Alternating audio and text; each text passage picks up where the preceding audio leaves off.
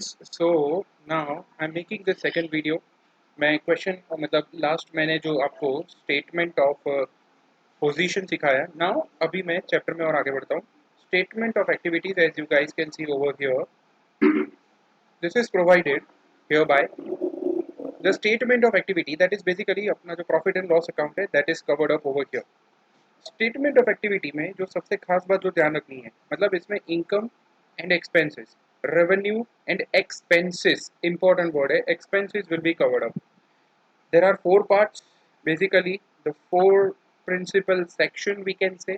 मतलब सिंपली से इनके पहले revenue minus expenditure, profit loss आएगा, that is the way. Now the thing is, there are certainly some revenue which is released from restriction। अच्छा, इसका मतलब क्या कि maybe there was some revenue which is now not to be restricted. If the restriction is over, now that money you have received, you can consider as your revenue. Okay. Now, apart from this, as you can see over here, 1 minute, I'm just taking it to the screen as well. Yeah, good.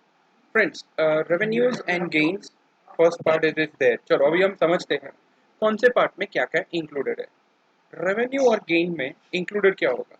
Contribution, donation आने वाली incomes, okay, donation etcetera की जो भी incomes है वो इसमें covered up होगी। Apart from that, as you can see here, there will be the exchange revenue. Exchange मतलब क्या? कुछ दिया और पैसा आया, जैसे कि हॉस्पिटल ने क्या किया, हॉस्पिटल ने सर्विस दिया, हॉस्पिटल ने पैसा लिया, रेस्ट कॉलेज एक्सेट्रा उसने सर्विस दिया, उसने पैसा लिया, तो ये रिसीव हुआ in exchange of something.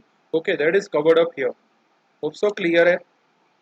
Okay, दूसरा बात, can be reported under without donor restriction, most important. अच्छा, मैंने एक पूरा इसमें टेबल भी बनाया हुआ है, I will going to check you with that also, लेकिन मैं एक्सपेंस के पार्ट बता दूँ।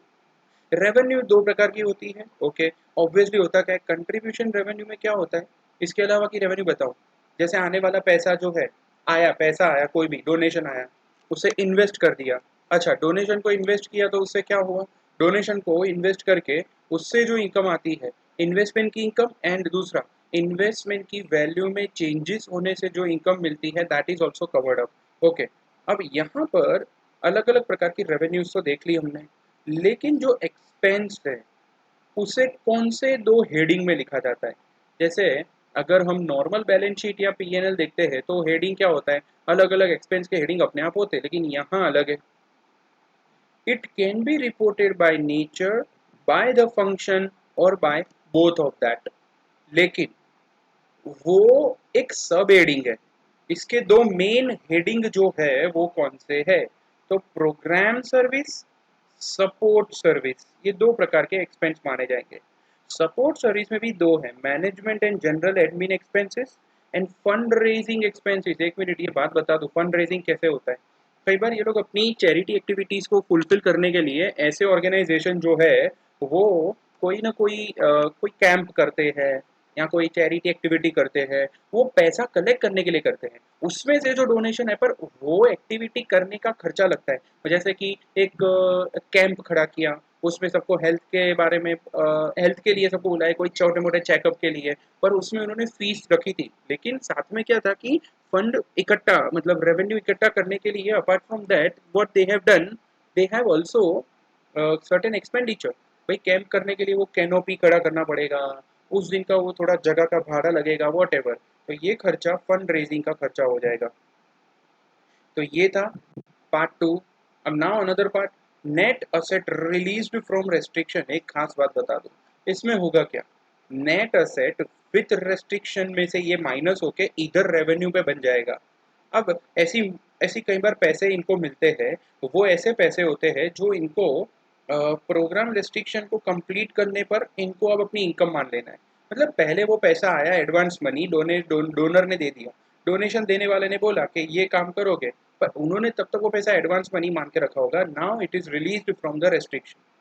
सिंपल बात क्या ध्यान रखनी है, ये रहा important.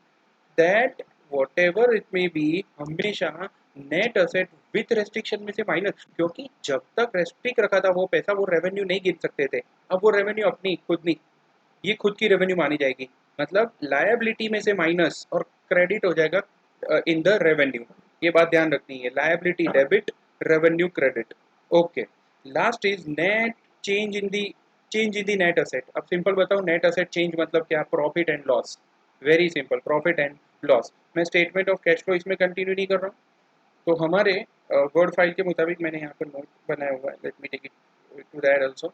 Revenue gains the net assets and all which is considered over here. Okay, 1 minute, let me take to that. Okay friends, now hope so you are able to see that as well. Change in the net asset without donor restriction. देखो पहले तो दो part, PNL के दो part, उसमें भी दो part अलग अलग चार पार्ट बन जाएंगे। नेट एसेट विदाउट रेस्ट्रिक्शन है, रेवेन्यू गेन, कंट्रीब्यूशन की इनकम मिलती है, फीस की इनकम मिलेगी, इन्वेस्टमेंट इनकम और एंडोमेंट एक्सेट्रा। ये जो एंडोमेंट है, आपको पता है एंडोमेंट का मतलब क्या होता है? दैट हमने कोई असेट को फिक्स वैसे ही रहने देना है, और उसके अलावा उस असेट से होने वाली इनकम वो हो गई।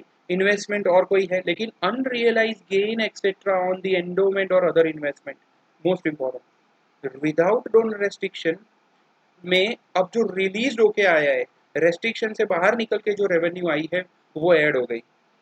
विदाउट प्लस रेस्ट्रिक्शन से बाहर निकलने वाली इनकम, ये दोनों ऐड हो गई एट लास्ट वीक और द टोटल इनकम। ओके, देखो एक्सपेंस के पार्ट देखो, प्रोग्राम वाइज देखो, मैनेजमेंट में और फंड रेजिंग में देखो, देखो तीन पार्ट हो गए, program wise, management and fund raising wise दो पार्ट हो गए। तो ये accordingly at last we get to know this.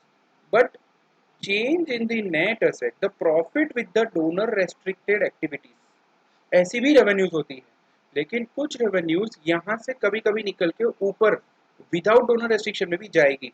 Okay, ये है, ये वैसी रेवेन्यू है जो फिक्स है, जैसे कि एन्युटी अग्रीमेंट का जो कोई रिसोर्स है उसकी इनकम हो गई, actuarial loss annuity plus minus what ever. ठीक है, ये पैसा किसी और को पेमेंट में जाने वाला है, तो कि ये रेस्ट्रिक्टेड रेवेन्यू हो गई। So hope so you are clear. ये दो पार्ट ध्यान में रखते हैं। एक्सपेंसेस में कौन सा एक्सपेंस है, ये बहुत इंपॉर्टेंट एग्जांपल के क्वेश्चंस है। हम जब एमसीक्यू देखेंगे तब हमको पता चलेगा that how it has been asked. Okay, you just note it down, and till then it is okay.